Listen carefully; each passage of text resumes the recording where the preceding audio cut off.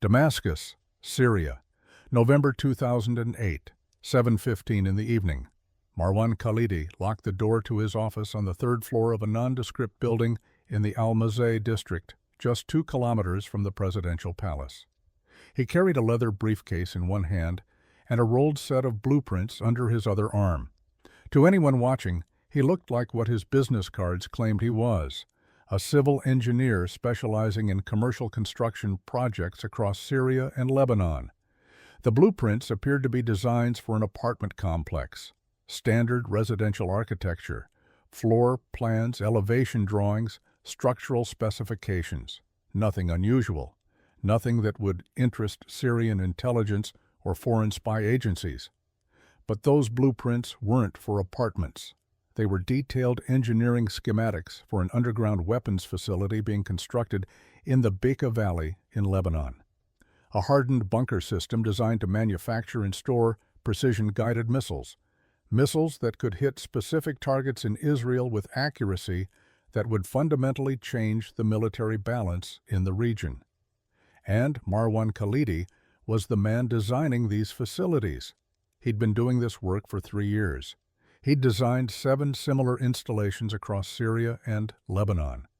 Each one was built deep underground, reinforced with meters of concrete, equipped with ventilation systems that filtered chemical weapons residue, and connected to surface buildings that looked completely innocent, factories that appeared to produce textiles or food processing equipment, warehouses that seemed to store agricultural supplies, all of them hiding weapons production facilities underneath. Khalidi was good at his work, exceptionally good. He'd studied structural engineering in Moscow during the Soviet era, learned from Russian military engineers who designed bunker systems that could survive nuclear strikes. He understood geology, concrete chemistry, air filtration, electromagnetic shielding. He knew how to hide massive underground construction projects from satellite surveillance. He knew how to design facilities that could withstand bunker-buster bombs, and he was making a fortune doing it. The Syrian government paid him well. The Iranian Revolutionary Guard, who actually funded most of these projects, paid him even better. He owned a luxury apartment in Damascus, drove a German sedan, sent his children to private schools. His wife wore jewelry from Paris. His oldest daughter was studying medicine in Vienna, living in an apartment he'd bought for her. This was a good life, better than most Syrians could ever hope for. He walked to his car, a black Mercedes parked in the building's underground garage.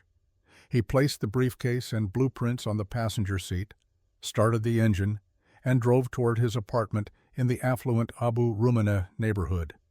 He didn't notice the vehicle that pulled out 3 cars behind him. He didn't see the pedestrian on the corner who spoke quietly into a phone as he passed. He had no idea that Israeli intelligence had been tracking him for 3 years, that they knew exactly what he was building, that they'd identified him as one of the most strategically valuable targets in the entire Syrian military-industrial complex. And he definitely didn't know that in exactly 4 months, his entire life would be turned inside out by a conversation in a hotel room in Vienna that would force him to choose between everything he'd built and everything he believed he could still become. Tel Aviv, Israel, March 2005, 3 years earlier. The intercept came through routine signals intelligence collection. Israeli Unit 8200, the Signal Intelligence Corps, equivalent to America's NSA, monitors communications across the entire Middle East. They intercept thousands of phone calls, emails, radio transmissions every single day. Most of it is worthless, background noise in the constant flow of regional communications, but their systems are designed to flag certain keywords, certain patterns, certain anomalies that might indicate something worth human attention.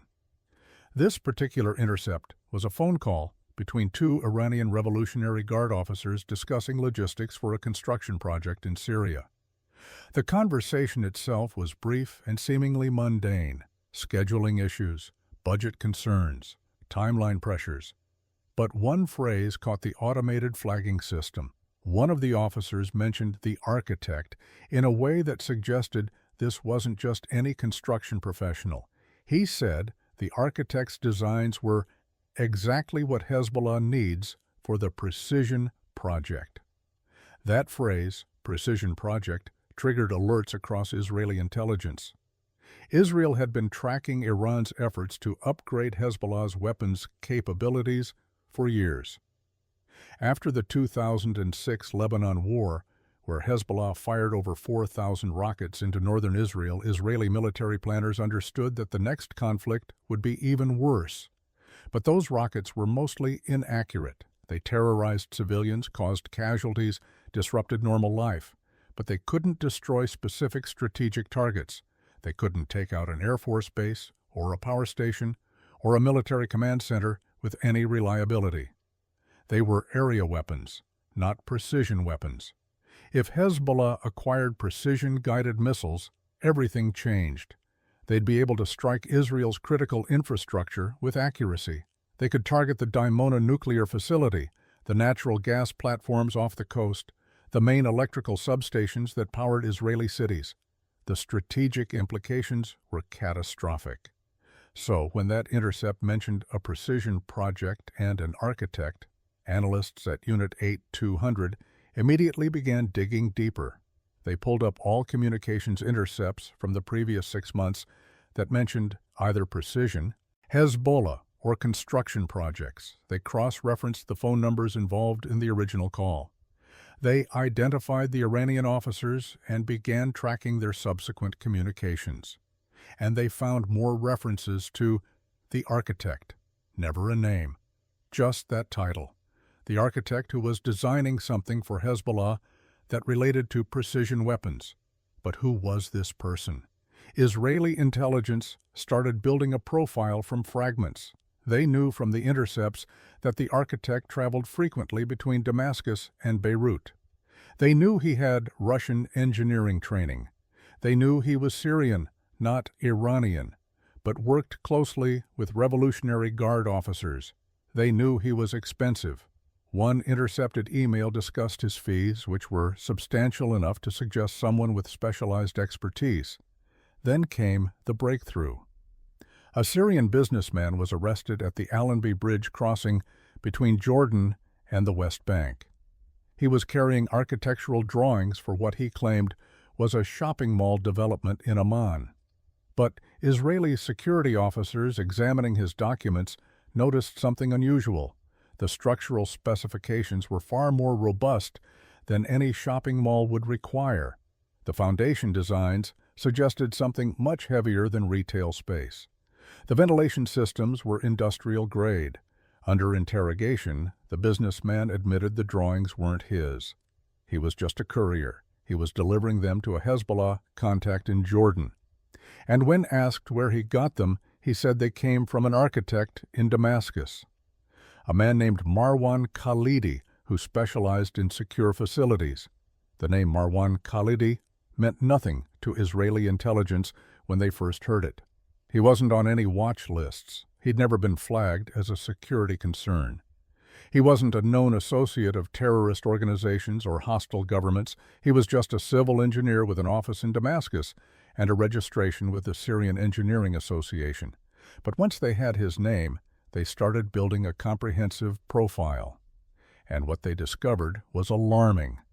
Khalidi had designed and supervised construction of at least 7 underground facilities across Syria and Lebanon over the previous 3 years. Israeli satellite surveillance teams went back through years of imagery, looking at the locations where Khalidi's construction projects had taken place. What they found was sophisticated deception. Surface buildings that looked completely normal, a textile factory outside Homs, a food processing plant near Aleppo, a warehouse complex in the Bekaa Valley. But when analysts examined the construction timelines and compared them with geological surveys of the areas, they realized these weren't simple commercial buildings. The excavation work was far too extensive. The amount of concrete being delivered to these sites was way beyond what surface structures required.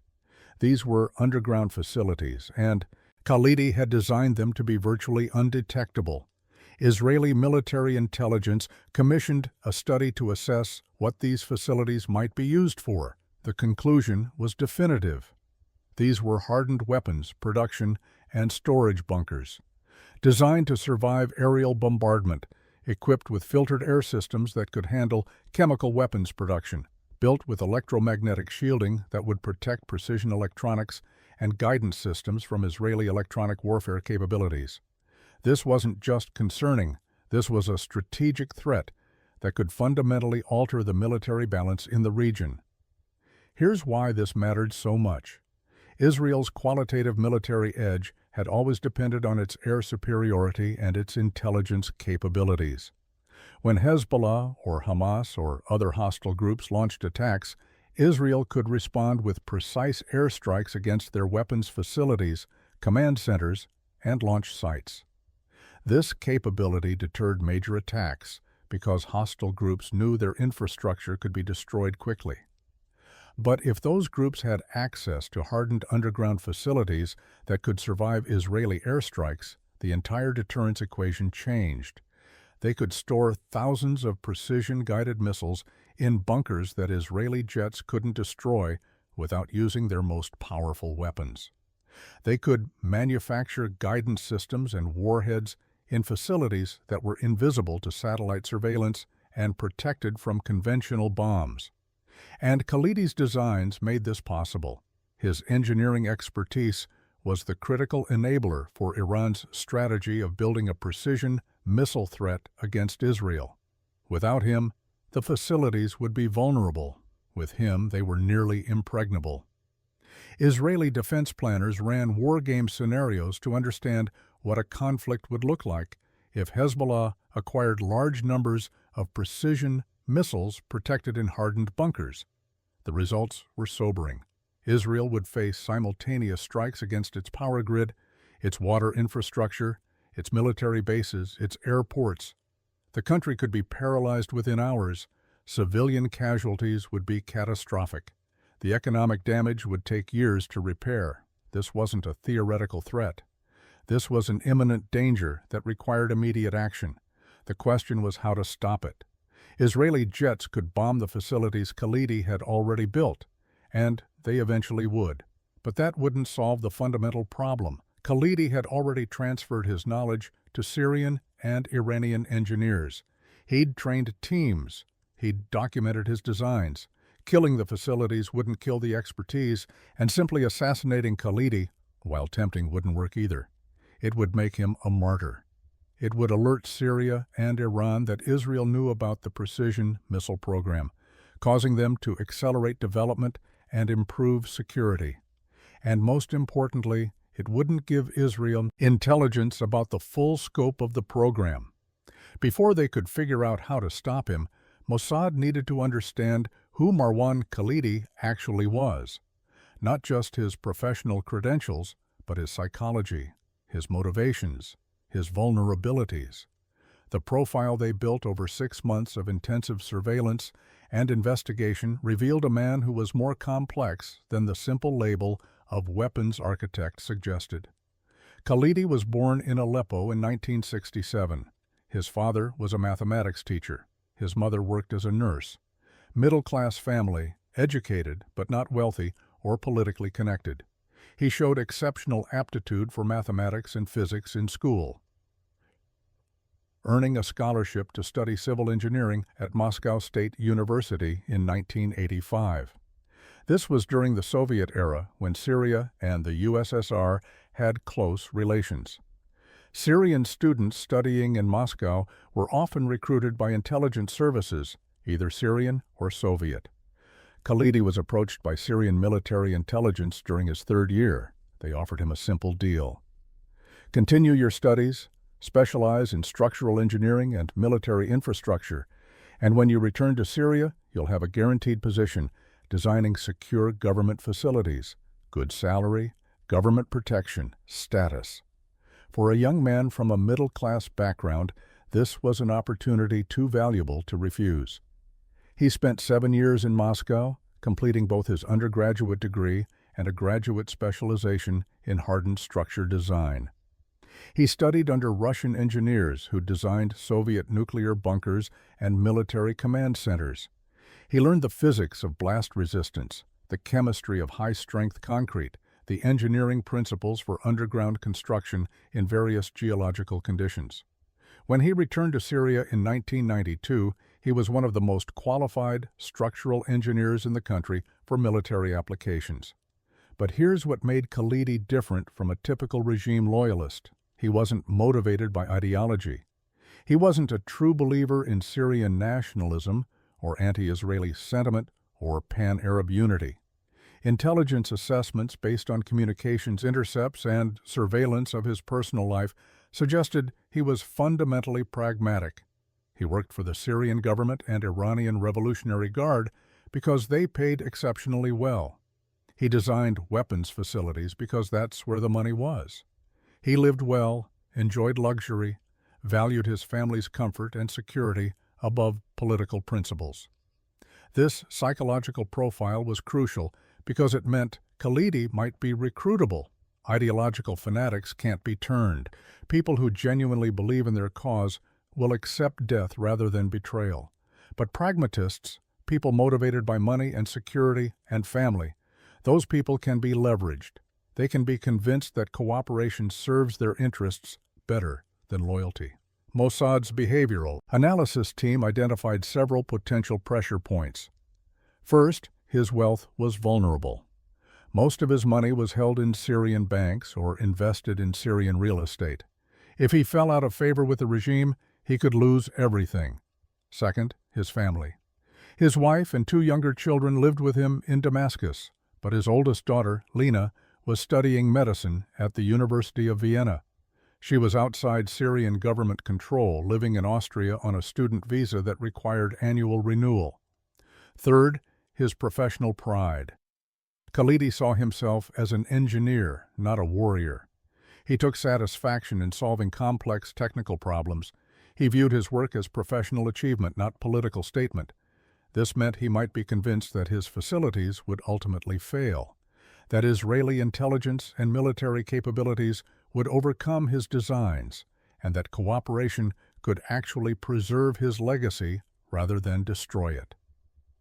The breakthrough came in August 2008, when Mossad learned that Lena needed surgery.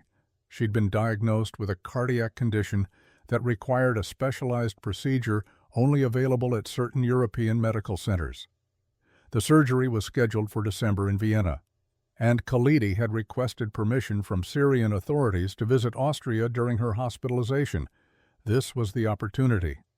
Khalidi would be outside Syria, in a neutral country, emotionally vulnerable because of his daughter's medical situation, and he'd be alone.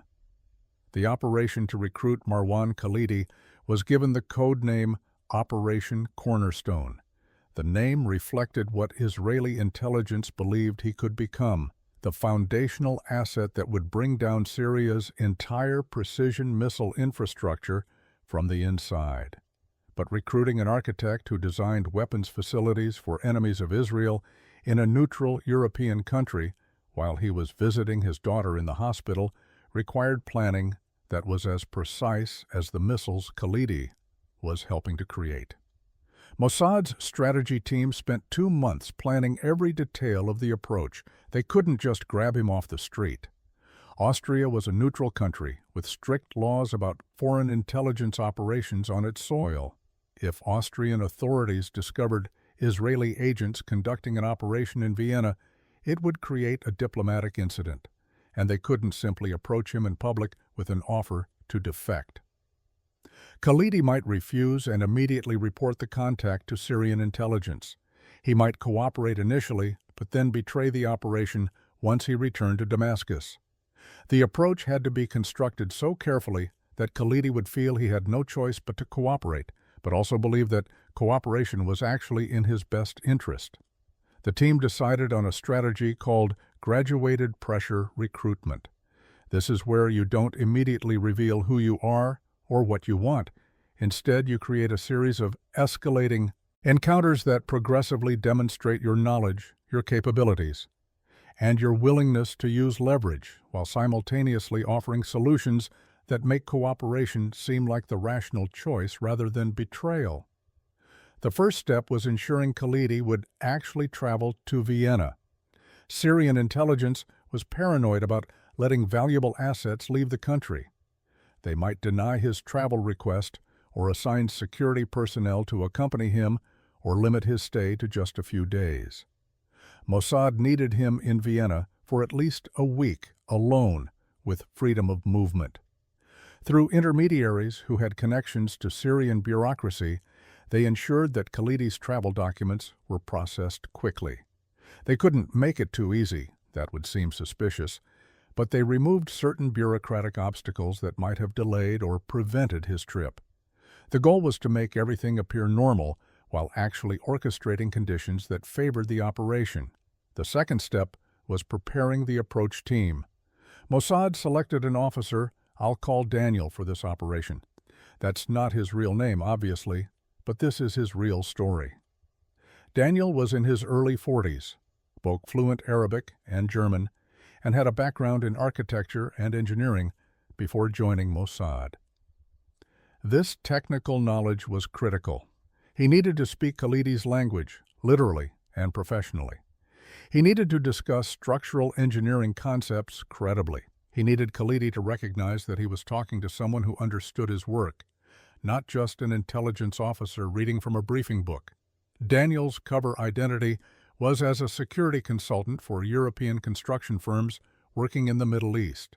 He had business cards, a website, references from real companies who'd been convinced to provide them through various means.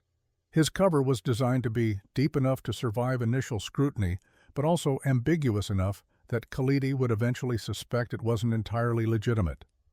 The third step was surveillance.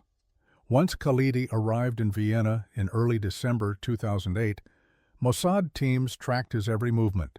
They monitored which hotel he stayed at, which hospital he visited, how long he spent with his daughter, whether he met with anyone else. They needed to understand his emotional state, his routine, his vulnerabilities. The surveillance revealed that Khalidi was under significant stress. His daughter's surgery was serious. He spent hours at the hospital every day, sitting in waiting rooms, talking with doctors, trying to stay positive while clearly worried. He ate poorly, slept little, and appeared increasingly anxious as the surgery date approached. This emotional vulnerability was exactly what the operation needed. People under stress make different decisions than people who are calm and rational. They're more likely to seek solutions, more willing to accept help, more vulnerable to pressure. The surgery was scheduled for December 9th. Word count 500. The approach happened on December 7th, 2 days before Lena's surgery. Khalidi had spent the afternoon at the hospital, meeting with the surgical team, reviewing the procedure details, signing consent forms. He left around 6 in the evening, exhausted and emotionally drained. He walked back to his hotel, a mid-range business hotel in Vienna's 7th district, about 15 minutes from the hospital. He wasn't staying at a luxury property. Syrian government expense policies were strict, and he didn't want to draw attention by spending his own money too conspicuously. The hotel had a small bar off the lobby. Khalidi had been stopping there each evening for a drink, nothing alcoholic for religious reasons, but coffee or tea, sitting alone, checking his phone, trying to decompress from the stress of his daughter's medical situation. Mossad had observed this pattern for 3 consecutive nights.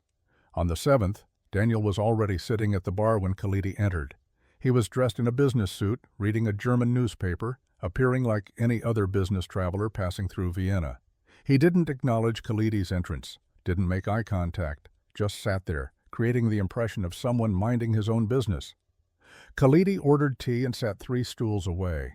He pulled out his phone and began scrolling through messages. For 10 minutes, neither man spoke. Then Daniel's phone rang. He answered it in German, had a brief conversation about a construction project, mentioned something about structural specifications and Syrian building codes. He said the phrase loud enough that Khalidi would hear it. Syrian building codes. It was bait. Khalidi looked up. Daniel finished his call and set his phone down. He glanced at Khalidi, offered a polite nod, the kind strangers exchange in hotel bars. Khalidi nodded back. Then Daniel spoke in English, casual and friendly. "Excuse me, I couldn't help but notice you might have overheard my call. I'm dealing with a construction project in the Middle East, and the local codes are giving me headaches. You wouldn't happen to know anything about Syrian construction regulations, would you?" It was a perfect opening, innocent enough to seem like genuine conversation, but specific enough to signal that this wasn't random. Khalidi hesitated. His instinct was probably telling him this was too convenient, too coincidental. But he was tired, stressed, and the question seemed innocuous enough. "I'm Syrian," Khalidi said carefully. "I'm familiar with the codes." "What's the issue?" Daniel explained a fictional problem with a fictional project, something technical about concrete specifications and seismic requirements. Khalidi, despite his suspicion, couldn't resist engaging. He was an engineer. Technical problems interested him. He explained the relevant regulations, offered suggestions, demonstrated the expertise that had made him valuable to Syrian and Iranian weapons programs. They talked for 20 minutes. Daniel bought him another tea. The conversation shifted from technical details to more personal topics. What brought Khalidi to Vienna, his daughter's surgery, the stress of being away from home during a medical crisis. Daniel expressed sympathy, shared a story about his own family's medical challenges, built rapport. Then, as the conversation was winding down, Daniel said something that changed the entire dynamic. He mentioned, almost casually, that he'd worked on some interesting projects in Syria himself. Security installations, he said, facilities that required special engineering considerations, hardened structures, the kind that need to survive extreme conditions. Khalidi went still. His expression shifted from relaxed to guarded instantly. "What kind of facilities?" he asked, his voice suddenly careful. Daniel smiled, but it wasn't a friendly smile. It was the smile of someone who'd just revealed they knew more than they'd been pretending. "The kind you designed, Marwan. The kind outside Homs and Aleppo and in the Bekaa Valley. The kind that aren't actually textile factories or food processing plants." Khalidi stood up immediately. His face had gone pale. "I don't know what you're talking about. You have me confused with someone else." Daniel remained seated, calm, unthreatening. "Sit down, Marwan, please. We need to talk, and it's better if we do it here, quietly, rather than somewhere more complicated. Who are you? Someone who knows exactly what you've been building, someone who knows why you're really in Vienna, and someone who can help you if you're willing to listen. Word count." 500. Khalidi didn't sit down immediately. He stood there calculating his options. He could walk away, leave the bar, return to his room, call Syrian intelligence, and report this contact. He could pretend this conversation never happened and hope it was just some kind of misunderstanding. But Daniel's use of his name, his knowledge of the facilities, his calm confidence, all of it told Khalidi this wasn't a misunderstanding. This was an intelligence approach, and walking away wouldn't make it disappear. "I need to leave," Khalidi said, but his voice lacked conviction. Daniel stood up slowly, non-threatening, and pulled a hotel room keycard from his pocket. "Room 412. I'll be there for the next hour. You can walk away, and nothing happens tonight. But eventually, something will happen, Marwan. Eventually, there will be consequences for the work you've been doing. You can face those consequences alone, or you can talk to me and learn what your options actually are, your choice." Daniel placed money on the bar for both their drinks, nodded politely, and walked toward the elevator. Khalidi stood there, frozen. Every instinct screamed at him to leave, to call Damascus, to protect himself by reporting this immediately. But another part of his mind, the part that had kept him alive and successful in the dangerous world of Syrian intelligence and Iranian Revolutionary Guard operations, told him that he needed to understand what this man knew and what he wanted. If this was Israeli intelligence, and Khalidi was almost certain it was, they wouldn't approach him without reason. They had something on him. They wanted something from him. And if he walked away without finding out what, he'd be operating blind. 35 minutes later, Khalidi knocked on the door of room 412. Daniel opened it immediately, as if he'd been waiting by the door. "Thank you for coming," he said, stepping aside to let Khalidi enter. The room was a standard hotel room. 2 chairs by a small table, a bed, a window overlooking the street. Nothing unusual. Daniel gestured to one of the chairs and sat in the other. Khalidi remained standing. "I want to know who you are and what you want." Daniel didn't answer immediately. Instead, he opened a laptop that was sitting on the table. He turned the screen toward Khalidi and clicked through a series of photographs. Satellite images of construction sites, blueprints that Khalidi immediately recognized as his own designs, photographs of Khalidi meeting with Iranian Revolutionary Guard officers in Damascus, intercepted communications with his name highlighted, financial records showing payments from shell companies linked to Iranian weapons programs. "We know what you've been building," Daniel said quietly. "We know who you've been working for. We know about every facility you've designed over the past 3 years. We know about the precision missile production infrastructure you're creating for Hezbollah. We know the locations, the specifications, the timelines. We know everything, Marwan." Khalidi's face had gone from pale to gray. He sat down heavily in the chair, staring at the laptop screen. "Who is we? Does it matter? You know who we are.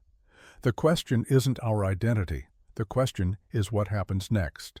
"You're going to kill me," Khalidi said flatly. "No. If we wanted you dead, you'd already be dead. We want something different. We want you to help us." "Help you do what?" "Stop what you've been building. Provide intelligence on Syrian and Iranian weapons programs. Sabotage your own designs. Work for us instead of them." Khalidi laughed, but it was a hollow sound, without humor. "You're insane. You think I'm going to betray my government?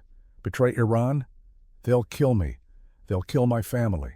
They'll kill you anyway, eventually," Daniel said. "You're valuable now, but you're also a security risk. You know too much. You've seen too much.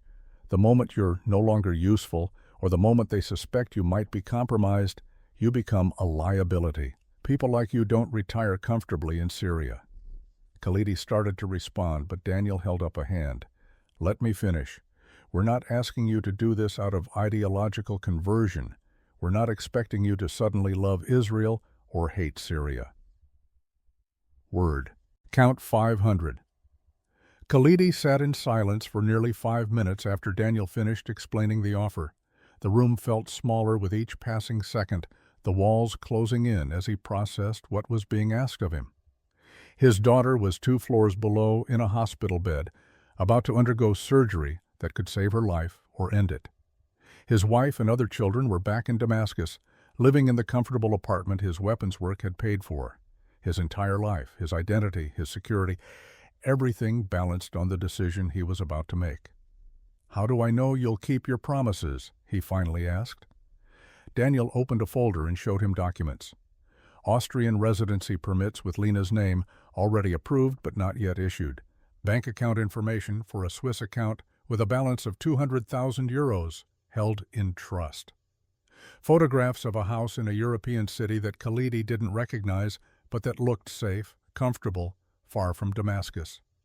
"This is ready now," Daniel said. "The moment you agree, these resources become available. Your daughter stays in Austria after her surgery. We ensure her residency is permanent, her medical care is covered, her education is funded. The money is yours, gradually, as you provide intelligence. And when the time comes that you can't safely continue, we extract you and your family. New identities, new location, financial security. You disappear and Syria never finds you. And if I refuse, then you walk out of this room, go back to Damascus, and continue building facilities that will be destroyed. And when those facilities are bombed, Syrian intelligence will investigate. They'll look for leaks, for security breaches, for anyone who might have provided information to Israel. Your name will come up eventually, Marwan. Maybe not tomorrow, maybe not next year, but eventually. And when it does, you'll wish you'd taken this offer." Khalid closed his eyes. "I need to think." You have until your daughter's surgery is over, 3 days. After that, the offer expires. 3 days later, after Lena's successful surgery, after sitting in the hospital watching his daughter recover, after weighing every possible outcome of every possible choice, Khalidi sent a message to the number Daniel had given him. One word in Arabic, Na'am. Yes. The training began immediately. Khalidi stayed in Vienna for 2 additional weeks, supposedly to be with his daughter during her recovery. Actually, he was meeting daily with Mossad handlers who taught him how to operate as an intelligence asset. They gave him an encrypted phone hidden inside a normal smartphone. The encryption was invisible, buried in the operating system, activated only through a specific sequence of touches that looked like accidental screen contact. They taught him how to photograph documents without being noticed, how to modify his designs in ways that would create structural weaknesses invisible to Syrian and Iranian engineers who reviewed his work, how to recognize surveillance, how to communicate through dead drops, how to maintain his normal behavior while living a completely double life. When Khalidi returned to Damascus in early January 2009, he resumed his work as if nothing had changed. He met with Revolutionary Guard officers. He traveled to construction sites. He reviewed specifications and supervised installations. But now every document passed through his encrypted phone to Mossad. Every conversation was reported. Every design included subtle modifications that would make the facilities vulnerable. The intelligence was extraordinary. Through Khalidi, Israel learned the exact locations of every precision missile facility under construction. They learned Iranian timelines for weapons delivery. They learned which Syrian military officers were involved in the program and which could be compromised. They learned technical specifications that allowed Israeli military planners to develop precise attack strategies that would neutralize these facilities when the time came. But the psychological cost was devastating. Khalidi was living 2 incompatible lives simultaneously. At work, he was the trusted architect, the valuable asset, the man who designed impregnable fortifications. At home, he was the father and husband, trying to maintain normalcy while betraying everything his professional identity represented. And in the encrypted messages he sent to Tel Aviv, he was something else entirely, a traitor, a spy, a man who'd sold his loyalty for money and safety. The operation ran successfully for 22 months. From January 2009 through October 2010, Khalidi provided intelligence that fundamentally changed Israel's understanding of Syrian and Iranian weapons programs. He reported on 17 separate missile facilities under construction. He identified over 40 Iranian Revolutionary Guard officers operating in Syria. He photographed classified documents detailing weapons shipment schedules, technical specifications for guidance systems, and strategic plans for future attacks against Israel. The intelligence allowed Israeli military planners to prepare targeted strike operations against these facilities. More importantly, it gave Israel's political leadership confidence that they understood the scope of the threat and could neutralize it when necessary. But living as a double agent exacted a psychological toll that Khalidi hadn't anticipated. The constant deception wore him down. Every conversation with Syrian intelligence officers required him to maintain perfect cover while simultaneously memorizing details to report later. Every design review where he subtly sabotaged his own work created anxiety that someone would notice the modifications. Every encrypted message to his Mossad handlers carried the risk that Syrian counterintelligence would detect the communication. The stress manifested in physical symptoms. Khalidi lost weight. He slept poorly, waking multiple times each night in panic that he'd made some mistake that would expose him. He became irritable with his family, snapping at his wife over trivial matters, unable to explain the pressure he was under. His work performance began to suffer in small but noticeable ways. He missed deadlines. He made minor errors in calculations that had to be corrected. His Revolutionary Guard contacts started asking if everything was okay, if he was having problems, if there was anything affecting his ability to work. Each question felt like an interrogation, like they suspected something but were testing him first. Khalidi's Mossad handlers noticed the deterioration in their communications. His reports became less detailed, more rushed. He took longer to respond to requests for information. He started making small operational security mistakes, like sending encrypted messages at times when Syrian intelligence was more likely to be monitoring communications or photographing documents in locations where security cameras might capture his actions. In August 2010, his handler sent a message asking if he needed to pause operations temporarily, to take a break and reduce the stress. Khalidi refused. He said he was fine, that the work was too important to interrupt, that he could manage. But he couldn't manage. Not really. The breaking point came on October 14, 2010. Israeli aircraft conducted a strike against a weapons convoy traveling from Syria into Lebanon. The strike was devastatingly precise. The jets hit the exact vehicles carrying missile components, destroying them completely while leaving the rest of the convoy untouched. It was the kind of surgical precision that could only come from detailed intelligence about the convoy's composition, route, and timing. Intelligence that Khalidi had provided 3 days earlier. Syrian and Iranian intelligence services immediately launched an investigation. How did Israel know about this convoy? The shipment had been planned in secret, communicated through encrypted channels organized by trusted officers. Yet Israel had struck with precision that suggested they'd known everything. Someone had leaked the information, someone with access to the highest levels of the weapons program. The investigation focused on a small group of people who'd known about the convoy. Revolutionary Guard officers who'd planned the shipment, Syrian military logistics coordinators who'd arranged the route, technical specialists who'd prepared the missile components, and engineers who'd been consulted about transport requirements for sensitive equipment. Khalidi was in that last category. He'd been asked to review transport specifications to ensure the missile components wouldn't be damaged during the journey. He'd seen documents listing the convoy's contents and departure time. He was one of maybe 20 people with that information. Syrian intelligence began interviewing everyone in that group. They called it a security review, routine procedure after a major intelligence failure. But Khalidi knew what it actually was. They were looking for the leak. The interviews were conducted by General Directorate of Military Intelligence officers who specialized in counter-espionage. Professional interrogators who knew how to detect deception, how to identify inconsistencies, how to pressure suspects into revealing information they intended to conceal. Khalidi was called in on October 20th. He sat in a windowless office in a Damascus intelligence facility, facing 2 officers who asked him to explain his movements over the past month, who he'd spoken with, what information he'd accessed, whether he'd noticed anything unusual.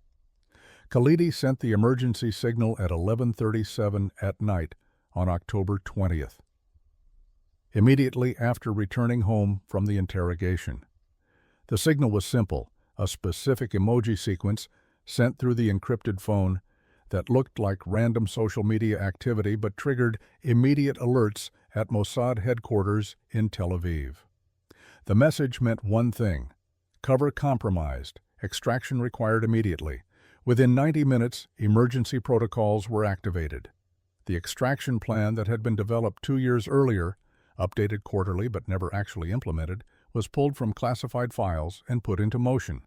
Mossad had 48 hours, maybe less, before Syrian intelligence would call Khalidi in for a second interrogation. And second interrogations in Syrian intelligence facilities rarely ended with suspects walking out free. The plan was audacious and desperate. Khalidi and his family had to disappear from Damascus without leaving any trace that suggested intentional flight.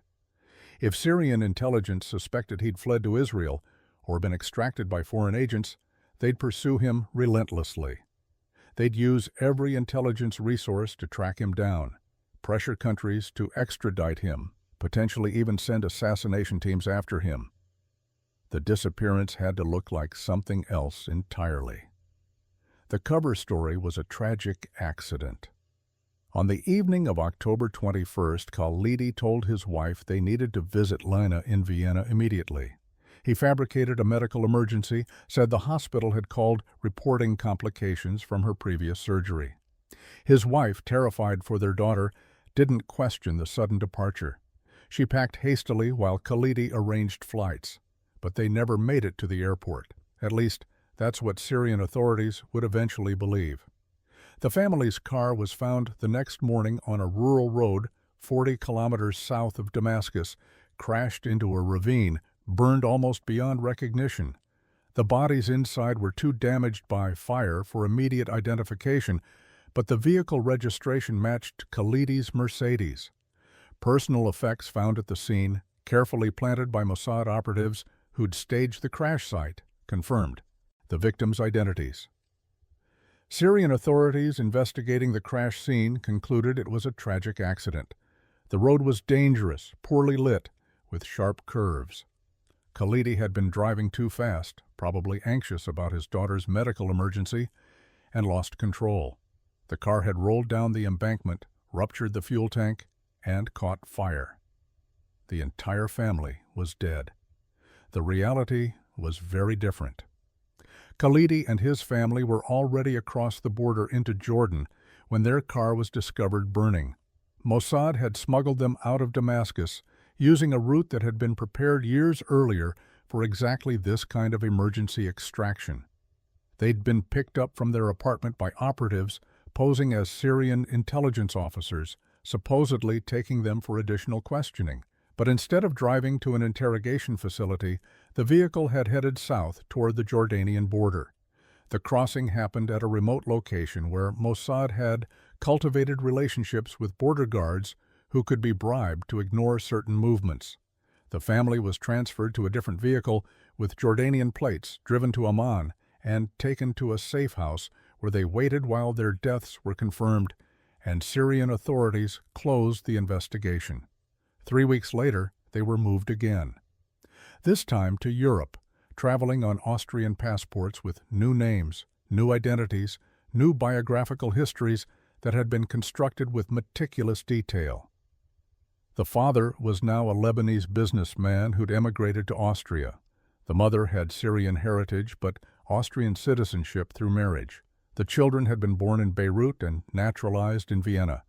Every document, every record, every piece of their new identities was legitimate, created through methods that intelligence agencies use to build deep cover identities that can withstand investigation. Lina was already in Austria under her real name, but she would gradually transition to her new identity, claiming she'd gotten married, and changed her name, maintaining enough continuity that her medical records and university enrollment wouldn't raise questions. The family settled in a small city in southern Germany, not Vienna, where Khalidi had been approached. Not a major intelligence hub where foreign services might be watching. Just a quiet, comfortable place where Syrian refugees and Lebanese immigrants were common enough that one more family wouldn't attract attention. Khalidi never practiced architecture again. The profession that had defined his entire adult life, that had made him wealthy and valuable, and ultimately turned him into a spy, was finished. He couldn't risk any connection to his previous work,